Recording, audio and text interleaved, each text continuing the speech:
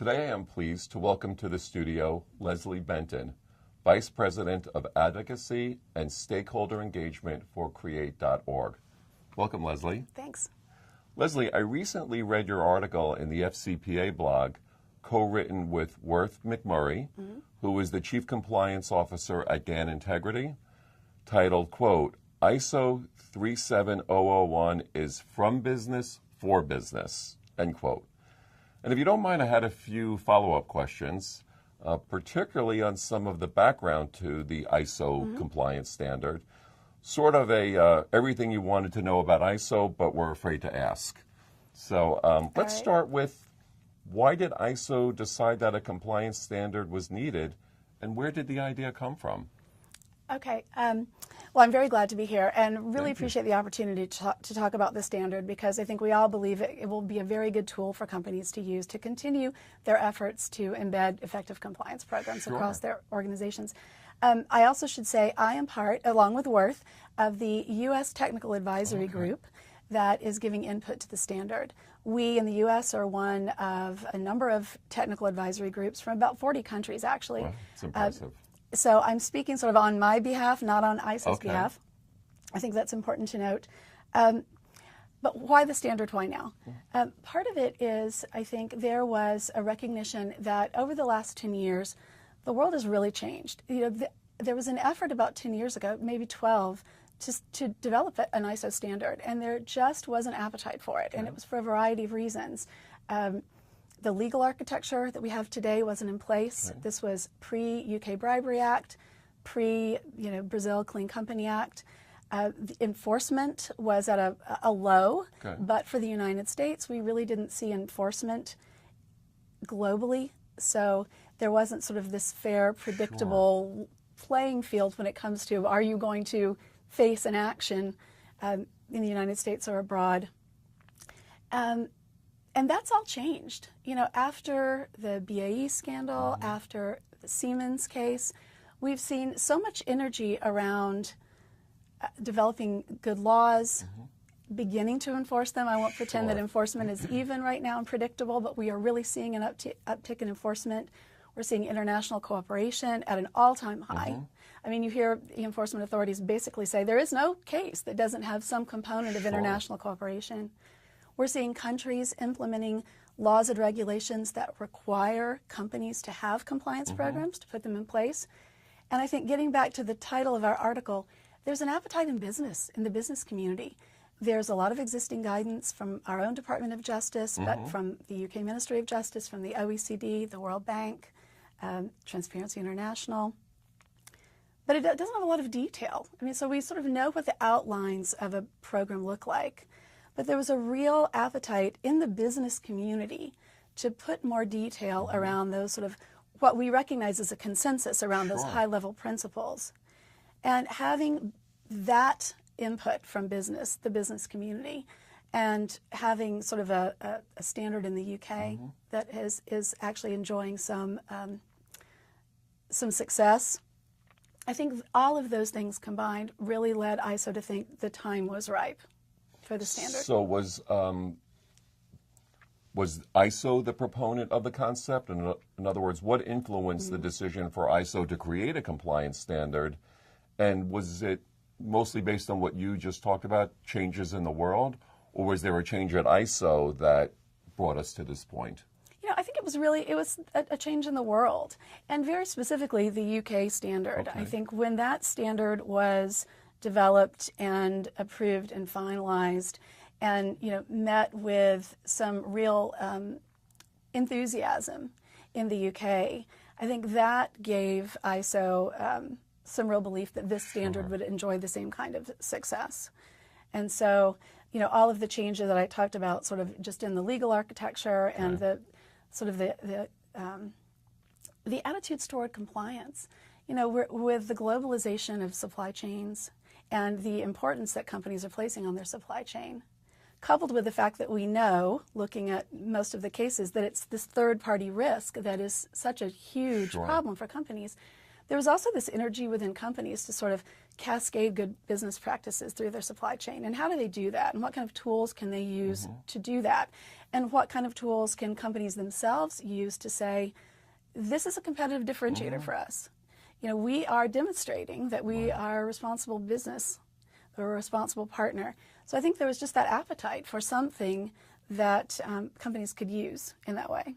Okay, so I'll ask you a question, and you probably have tens of thousands of hours invested in this question, but generally speaking, what does the standard address and what does it not address? Okay.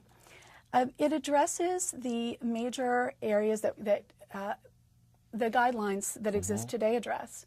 But we say in our article it's not the same old, same old. Right. But you would expect it to be aligned with the guidance that exists today. It's what companies have used. So it's not a departure. It's really building on those things. So just very quickly, policies, procedures, and controls must be in place to address bribery. Senior leadership, a function with independence and resources and clear reporting lines. Doing risk assessments to ensure that your program fits your risk, doing due diligence on intermediaries and transactions, and then training and communicating your program throughout the organization, and then monitoring, auditing, and taking corrective action. So in outline, it's what you would expect it to be. But the difference here is we've actually got business at the table, putting sort of the details around how do those things really work? What is a risk assessment? How do you do that? What level of detail do you have to go into in your due diligence on the whole variety of third parties that you have, some that may present a higher risk and some that may present a very low risk. So it's really putting that detail in the standard and accompanying it with guidance so that there's real sort of a yardstick that companies can use to really implement. And I should say, I'm focusing really on companies because I think that will be the largest audience for the standard, but it is being developed for use by non-governmental organizations, nonprofits, and governments as well. So it's very broad, and it's being developed with this concept of risk, that the program should fit the company risk, and that the measures that you take should be reasonable and proportionate to that risk, so that there's a level of sort of rigidity in that there are certain provisions, certain parts of a compliance program that sort of cross-industry, cross-sector, cross-company size, but the way in which you implement those pieces can differ. That can be calibrated. Absolutely. So once the compliance standard is adopted, how will ISO promote its use among companies? Is there a template for implementation, such as with the quality standards? I think that ISO will rely on the market in very large measure to ensure that the standard is used. It's being developed as a certification standard. It's a requirement standard rather than just guidance. So companies can seek a third-party certification that they're in compliance with the standard, or they can use it as guidance. That's the way it's being developed. We hope that we'll see companies beginning to use it to measure their own internal programs, but also perhaps as a way of ensuring that their third parties, as we discussed, are implementing the same kinds of programs that they would have,